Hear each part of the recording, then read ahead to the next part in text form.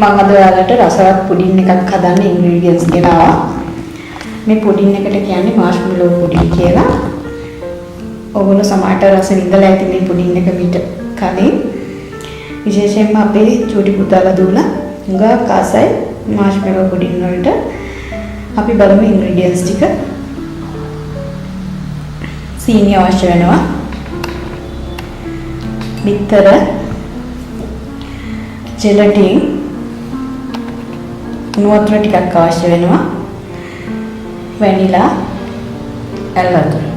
මේට අමතරව ෆුඩ් කලරින් ඔයා කැමති වර්ණ වලින් ෆුඩ් කලරින් තෝරගන්න පුළුවන් දෙකක් හෝ තුනක්. මම මේක හදනකොට ඔයගොල්ලන්ට ඒ ටික පෙන්නන්නම්. බලමු අපි මාෂ්මෙලෝ පුඩින් එක හදාගන්න ආකාරය. මාෂ්මෙලෝ පුඩින් එක හදනකොට පළවෙනි පියවර තමයි අපි ජෙලටින් ටික දිය කරගන්න ඕනේ. ජෙලටින් දිය කරන්න මුලින්ම ඇල් වතුර ටිකක් මේ වගේ භාජනයකට දාලා අපි ගන්නපු ජෙලටින් ටික මෙන්න මේ ආකාරයට මේ භාජනයට දාන්න ඕනේ. ජෙලටින් ටික දිය කරගන්න පොඟව ගන්නයි අපි සූදානම් වෙන්නේ දැන්. මේ ආකාරයට දාලා අපි ජෙලටින් ටික පෙඟෙන්න පැත්තකින් තියලා තියෙනවා මේ විදිහට. පොඩ්ඩක් කළා යනකොට ජෙලටින් ටික පෙඟෙනවා. මම පෙන්නන්නම් වාට ඊළඟ පියවර. දැන් අපි පෙඟුණු ජෙලටින් ටිකට රස්නේ උණු වතුර ටිකක් එකතු කරනවා මේ ආකාරයට. එකතු කළා මේ ජෙලටින් ටික හොඳින් දී කරගන්න. විනාඩි කිහිපයක් මේ ආකාරයට දී කරනකොට ජෙලටින් ටික ඔක්කොම හොඳින් දී වෙනවා. ඊළඟට බලමු අපි මේ ජෙලටින් ටික නිවෙනකන් අපේ පුඩින් එකේ ඊළඟ පියවර. අපි බිත්තර සෙපරේට් කරගන්න ඕන. සුදු මද වෙනමයි කහ මද වෙනමයි. මේ පුඩින් එකට ඇත්තටම අවශ්‍ය වෙන්නේ බිත්තර සුදු මද විතරයි. විශේෂයෙන්ම අපි බිත්තර සුදු මද කඩන වාජනය ලියලි වාජනයක් වෙන්න ඕන. වතුර පොඩ්ඩක්වත් තින්න බෑ. ඒ වගේම බිත්තර කහ මදය පොඩ්ඩක්වත් මිශ්‍ර වෙන්න බෑ මේ සුදු මද දාන වාජනයට. මතක තියාගන්න එක කහ මද මිශ්‍ර වුණොත් හෝ වතුර ටිකක් මිශ්‍ර වුණොත් බිත්තර සුදු මද පීට් වෙන්නේ නැහැ. ඒක මතක තියාගන්නවා. ඉතින් අපි බිත්තර මේ ආකාරයට කඩා ගන්නවා. මේක හරිම ප්‍රවේශමෙන් කරන්න ඕන වැඩක්. මෙන්න මේ ආකාරයට බිත්තර සුදු මදෙන් කහ මදේ වෙන් කරලා කහ මදේ මේ විදිහට වෙනම භාජනයකට දාගන්න. ඊළඟට මේ සුදු මදය අපි සුදු මදේ තව භාජනයකට දාගන්න. මේ ආකාරයට බිත්තර හතරම කඩලා සුදු මද කහ මද වෙන් කරගන්න. මම දැන් බිත්තර ටික සෙපරේට් කරගත්තා. මේ සුදු මද කහ මද මේ වගේ එයාර් ටයිට් කන්ටේනර් එකකට දාලා ශීතකරණයේ දාගන්න. ඔයාලගේ වෙන රෙසිපි එකකට යූස් කරන්න පුළුවන්. මෙතන තියෙනවා ජෙලටින් ටික දිය කරගන්නකො. පාට පේනවා ඇති. අපි ජෙලටින් ටික පැත්තකින් තියලා මේ බිත්තර සුදු මද ටික බීට් කරගන්න ඕන. මතක තියාගන්න මේ බිත්තර බීට් කරන ගන්න මේ උපකරණේ මේ කොකු හොඳට වේලිලා තියෙන්න ඕන. වතුර නැති වෙන්න ඕන. මේ භාජනේ වියලි භාජනයක් වෙන්න ඕන. බිත්තර සුදු මද ටික මම ඔයාලට බීට් කරන ආකාරය කියලා දෙන්නම්. ඊට කලින් මම මගේ වීඩියෝ එකකදී ඔයගලන්ට බිත්තර සුදු මද බීට් කරන ආකාරය කියලා දුන්නා. චොක්ලට් මූස් වීඩියෝ එකේදී මේකත් මම ඔයගලන්ට පියවරෙන් පියවර කරලා පෙන්නන්නම්. අපි මුලින්ම බිත්තර සුදු මද ටික බීට් කරගන්නකොට බීටරේ ලෝ ස්පීඩ් තමයි බීට් කරන්නේ. චොට්ටක් බලා ගන්න ඔයා මේක.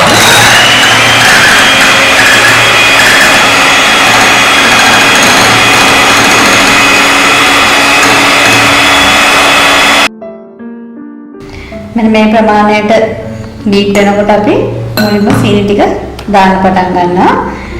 මේ සීනි ටික තුන් පාරකට වගේ දාලා ඔයාලට පුළුවන් බිත්තර සුදු මත ටික බීට් කරගන්න.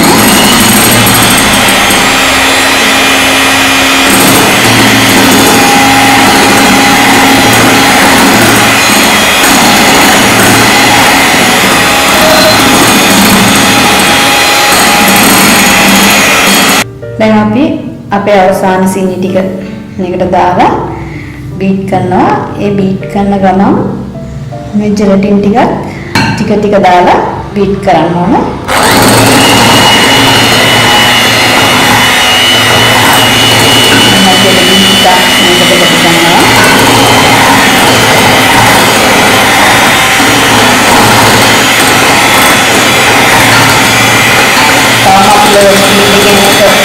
කරන්නේ දැන් අපි පොඩ්ඩක් හයි ස්පීඩ් ගන්නවා.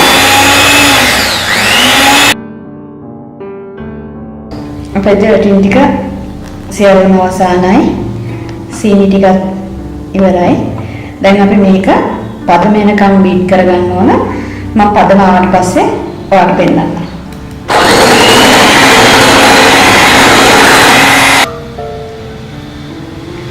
දැන් අපේ මාෂ්මෙලෝ පොඩින් එකේ විතර සුදු මද ටික වැදිලා මේක හොඳටම බීට් කරලා තින්නේ. ඔයාලට මේක බීට් වෙලාද කියලා අතට තේරෙනවා. මෙහෙම කරනකොට ඝනකමක් අපිට දැනෙනවා. මේක දියාරුවක් නැහැ. දියර ගතියකට වඩා ඝන වෙච්ච මේ වගේ ඝනට දැනෙනවා. මම ආයි පාරක් වඩ බීට් කරලා පෙන්නන්නම්. ඔයාලට හරියටම බලා ගන්න.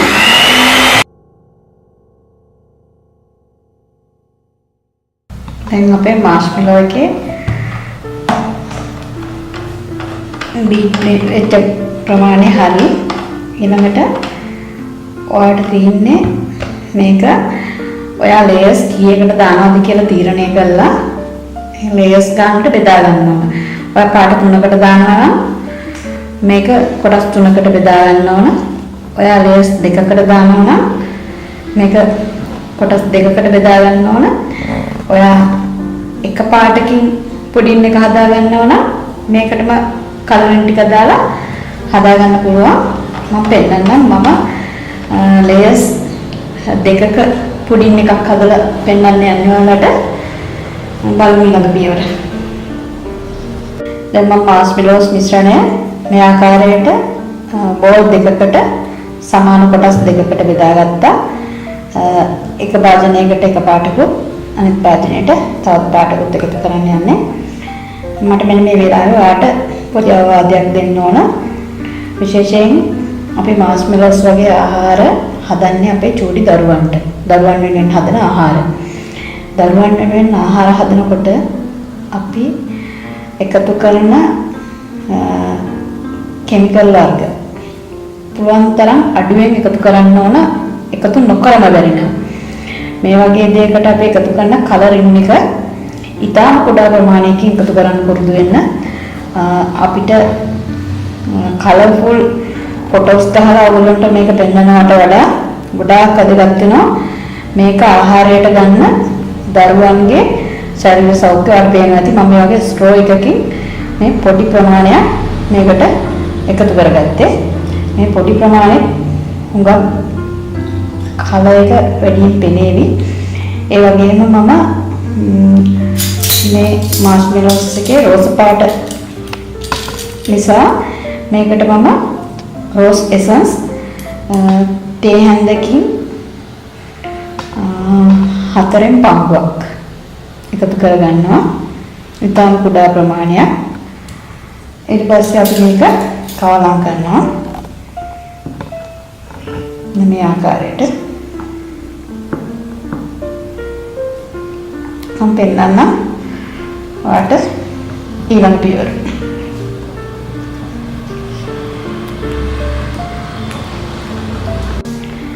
දැන් ඔයාලා දැක්කම රෝස් පාටි දා කුඩා ප්‍රමාණයක් දාලා මෙන්න මේ වගේ වසම රෝස් පාටක් හදාගත්තා.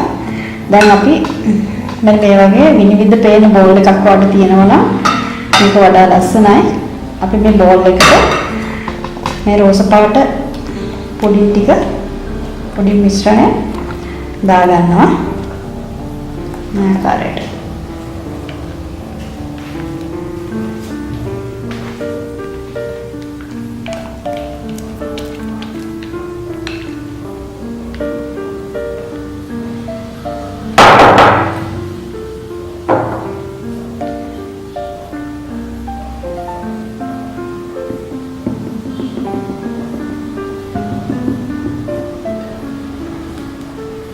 දැන් අපි මේක ප්ලාස්ටික් රැපින් පේපර් එකකින් රැප් කරලා ශීතකරණයට දාලා විනාඩි 10කින් විතර අපේ ඊළඟ ලේයර් එක මේකට උඩින් දාගන්න.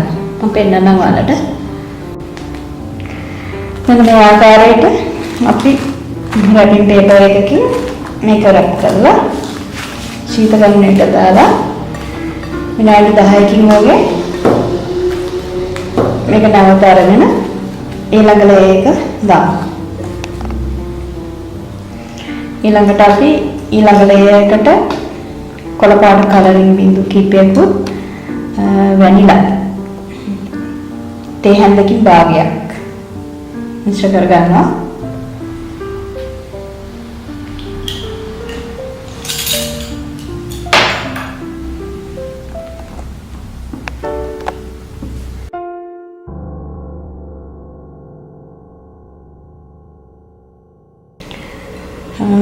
වල පේනවා ඇති හරිම ලස්සන කොළ පාට ක්ලා කොළ පාට. අපි දැන් මේ ලේයර් එක අපේ පුඩින් එකට දාගන්න ආකාරය මම ඊළඟට ඔයාලට පෙන්නන්නම්. දැන් ඔයාලට පේනවා ඇති අපේ පුඩින් එකේ රෝස් පාට ලේයර් එක විනාඩි 10කින් මෙන්න මේ විදිහට සෙට් වුණා. ඊළඟට අපි මේකට අපේ කොළ පාට පුඩින් ලේයර් එක එකතු කර ගන්නවා.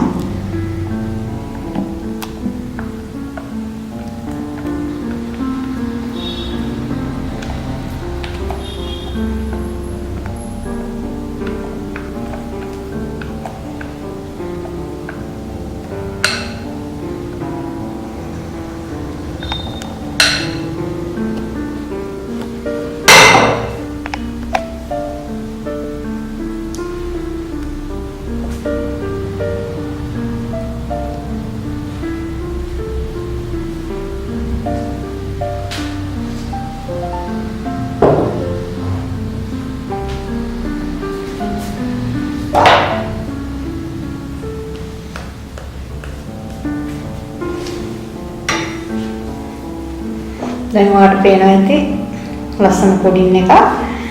දැන් අපි මේ පුඩින් එක උඩින් පාඩු පුළුවන් ඔයා කැමති නම් කජු එකක් හරි මිදි ඒ වගේ මොන හරි දෙයක් දාගන්න. මම මේකට දාන්නේ මෙන්න මේ වගේ ස්ප්‍රින්කල්ස් එකක්. මම පෙන්නන්නම් ඔයාලට මේක උඩින් අපි ලස්සනට ස්ප්‍රින්කල්ස් ටික මේ ආකාරයට එහ ගන්නවා.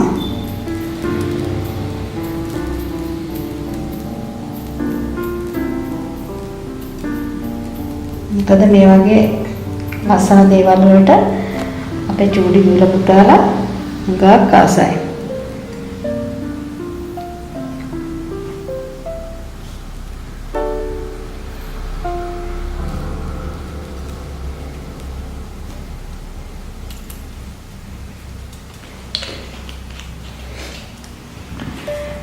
ඔයාලට මාස්මෙලෝස් පුඩින් එක හදන ආකාරය කියලා දුන්නා. දැන් අපි මේක පැය දෙකක් වගේ ශීතකරණයේ තියලා ආහාරයට ගන්න පුළුවන්.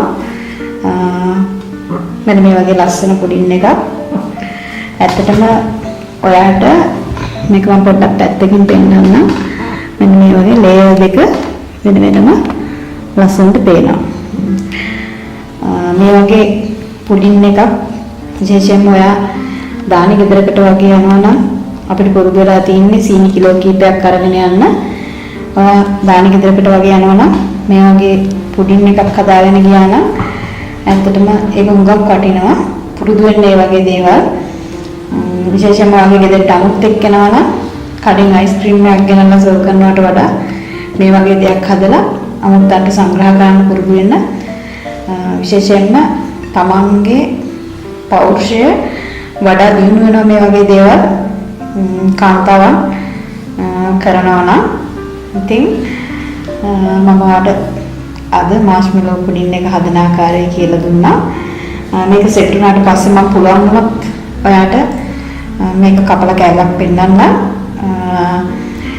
මම බලාපොරොත්තු වෙනවා ඔයා ඔයාගේ පවුලේ අය සමග මේ වගේ රසවත් ලස්සන පුඩින් එකක් හදලා රස විඳීවි කියලා. ආයමත් මේ වගේම රසවත් ආහාර වට්ටුවකින් අපි හමු වෙනතේ ආයුබෝවන්.